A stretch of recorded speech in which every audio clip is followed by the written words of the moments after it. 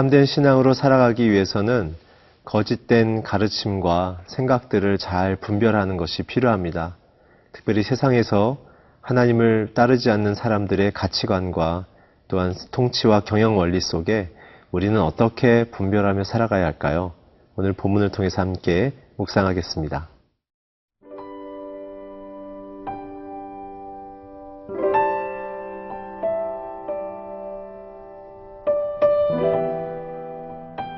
골로새서 2장 1절에서 7절 말씀입니다.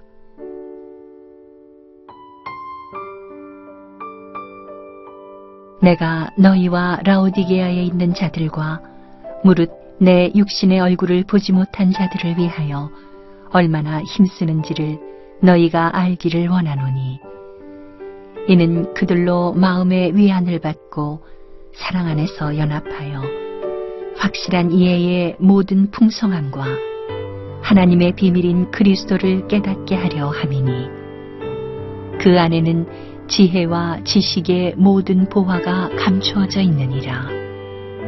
내가 이것을 말함은 아무도 교묘한 말로 너희를 속이지 못하게 하려 하니니, 이는 내가 육신으로는 떠나 있으나 심령으로는 너희와 함께 있어 너희가 질서 있게 행함과 그리스도를 믿는 너희의 믿음이 굳건한 것을 기쁘게 봄이라.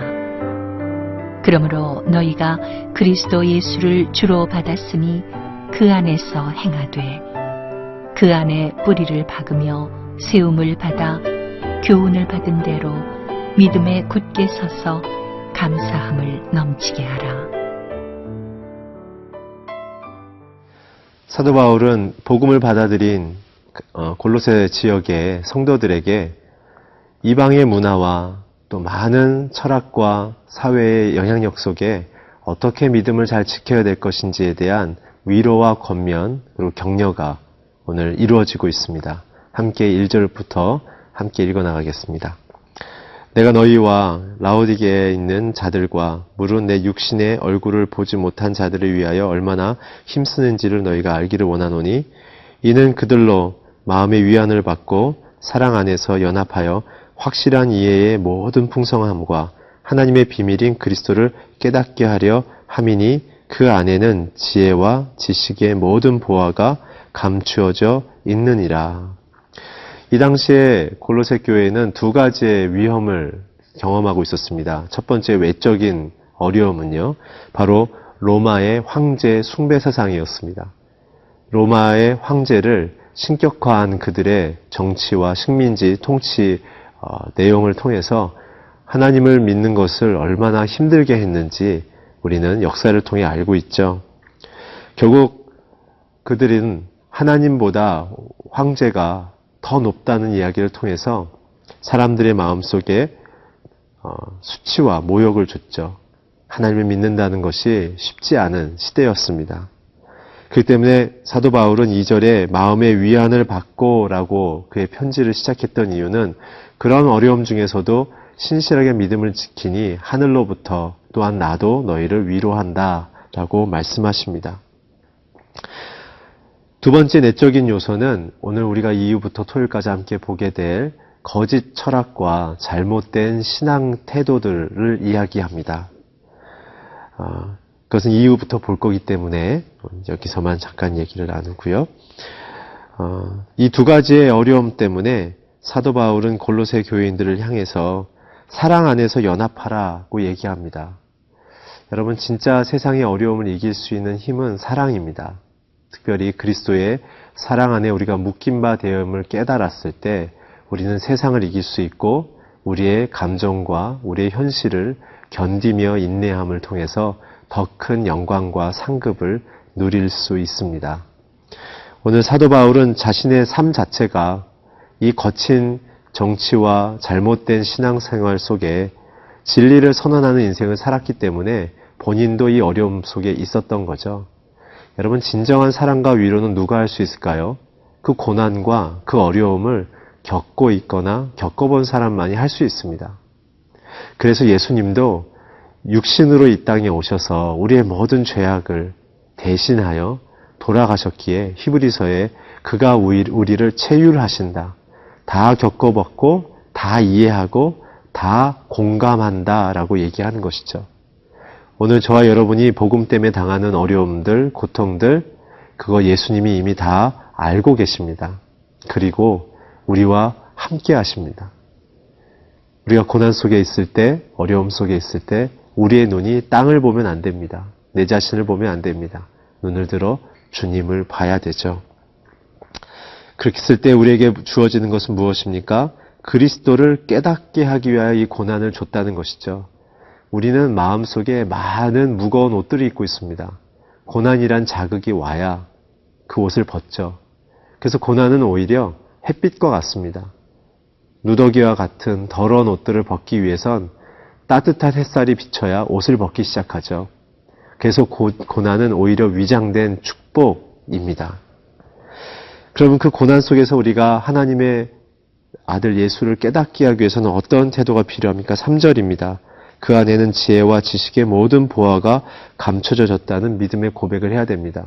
예수님 자신을 이렇게 설명하셨죠. 나는 길이요, 진리요, 생명이다.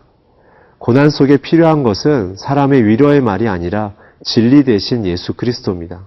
그 고난을 주는 원인과 그 사람들, 그 상황에 대한 진리 대신 예수님의 판단과 하나님의 통치가 있어야만 우리는 그 고난을 빠져나갈 수 있는 것이죠. 고난이 올 때 주님께로 달려갑시다. 고난이 있을 때 참된 복음 앞에 다시 섭시다. 그랬을 때 저와 여러분의 모든 고난은 벗겨지고 하나님의 사랑의 햇살이 우리의 살에 와서 다 우리가 진정 기쁨을 회복하게 될 것입니다. 이런 아름다운 인생을 살기를 축복합니다.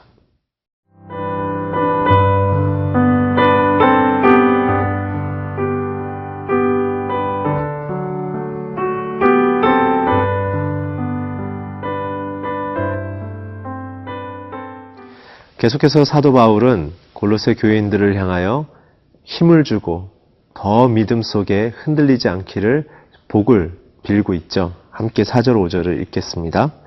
내가 이것을 말함은 아무도 교묘한 말로 너희를 속이지 못하게 하려 함이니 이는 내가 육신으로는 떠나 있으나 심령으로는 너희와 함께 있어 너희가 질서 있게 행함과 그리스도를 믿는 너희 믿음이 굳건한 것을 기쁘게 봄이다. 사도 바울이 이야기한 것은 우리의 믿음의 대상, 우리의 믿음의 원천, 우리의 믿음에 흔들리지 않게 하는 그 인도함의 그 본질은 예수 그리스도시라는 겁니다. 사람을 의지하지 말고 하나님만 의지하라는 것이죠. 우리의 인생을 채우시고 돌보시고 보호하시는 분이 예수님이라는 사실을 이야기하고 있습니다. 특별히 이 이야기를 한 이유는 복음 이외에 다른 것으로 너희들의 마음이 흔들리거나 속지 말라고 얘기하는 것이죠. 왜냐하면 이 당시에는 영지주의라는 그러한 사조와 잘못된 신앙이 너무나 큰 영향을 주고 있었습니다. 그 내용은 이렇습니다. 영혼은 선하고 육체는 악하기 때문에 우리가 살아있는 동안은 우리는 악함을 떠날 수 없다. 여기까지는 저희가 갖고 있는 신앙과 좀 비슷하죠. 근데 그 다음부터 좀 다릅니다. 그렇기 때문에 죄를 마음껏 지어라. 그래도 영혼은 더럽혀지지 않는다. 죽으면 우리는 선해진다. 그래서 특별히 고린도 전후서에 보게 되면 너희 중에 가만히 들어온 자라고 표현되어진 자들이 바로 이 영지주의자들입니다. 교회 안에 성적인 문제를 일으키고 도덕적인 문제를 일으켰던 자들이 다 이러한 이단의 배경을 갖고 있었던 자들이죠. 그래서 사도 바울은 얘기합니다. 너희가 질서 있게 행하고 굳건하게 서 있어라. 복음 위에 그리스도의 가르침 이외에 다른 것에 미혹되지 말라는 것이죠. 오늘날 많은 이단들의 특징을 보면 사람들의 안락함과 사람들의 부요함과 사람들의 쾌락을 채워주는 가치들을 넣어주죠. 하나님이 판단자고 권위자가 아니라 믿는 자신들이 모든 것을 결정하고 인식하는 대로 다 그렇게 이루어질 거라는 환상을 심어줍니다.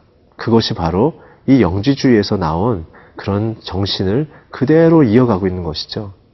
사랑하는 성도 여러분, 참된 복음은 창조자요, 통치자요, 구원자이신 하나님과 그의 아들 예수 그리스도를 믿는 믿음, 성령 하나님과 동행하는 그 소망을 가진 성도들의 기도, 그것을 통해서만 이루어집니다.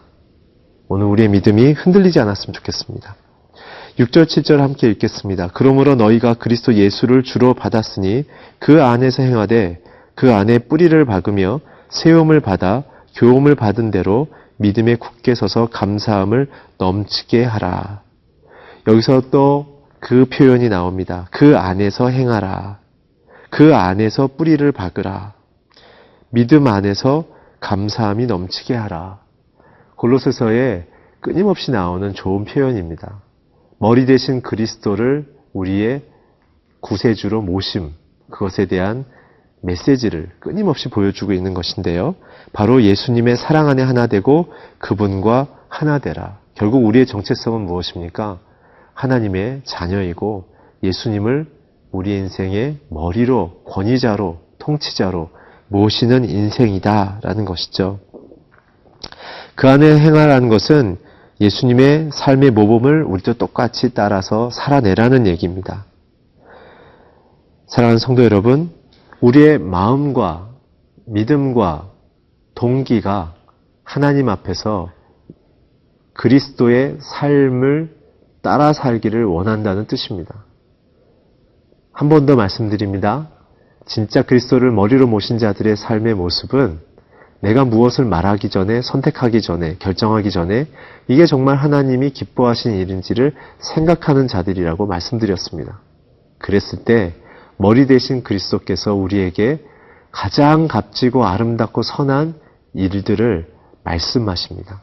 그것을 따를 때 우리는 영적으로, 인격적으로, 사회적으로 승리하며 하나님의 복 가운데 서 있게 됩니다. 오늘 참된 진리 안에만 서 있는 저와 여러분이 되기를 기도합니다. 함께 기도하겠습니다. 하나님, 우리 안에 참된 복음의 진리만 머물게 하여 주시옵소서. 머리 대신 그 예수님만 모시며 삶을 통하여 이 허탄하고 많은 오염이 있는 세상 가운데 참된 진리와 거룩을 선언하는 영향력 있는 인생을 살게 하여 주시옵소서. 예수 그리스도의 이름으로 기도했습니다. 아멘.